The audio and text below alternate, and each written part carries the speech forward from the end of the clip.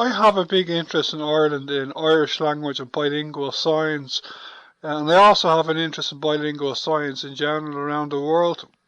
Can you tell me how is this going for Gaelic in Scotland? I've seen some lovely photographs of some bilingual road signs that you have. Yeah, and as many of these things do, it started off with individuals or groups campaigning, quite radical campaigning, for signs to be bilingual or Gaelic only.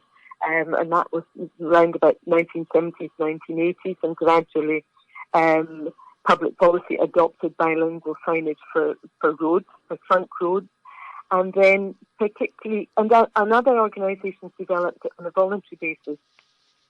But I mentioned earlier the sort of public bodies developing Gaelic language plans. And very often, once the body has created the Gaelic language plan and started implementing that, a big part of that is having bilingual signage.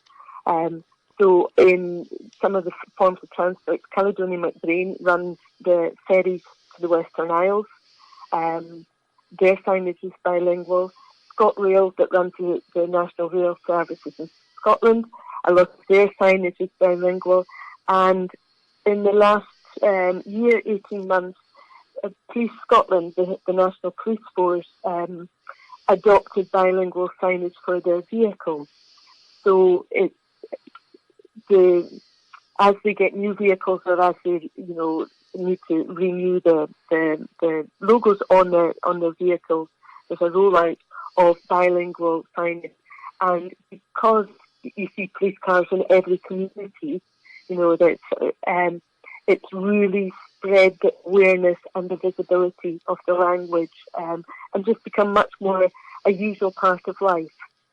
So that's quite a significant change, because unlike Ireland, Gaelic wasn't obvious. Whereas over the years, much more road signs, street signs, transport signs, even information signs in public buildings are increasingly becoming bilingual, and so Gaelic becoming much more visible, supporting the kind of the hearing of Gaelic. The bilingual English Gaelic road signs you have in Scotland are more colourful than the bilingual English Irish road signs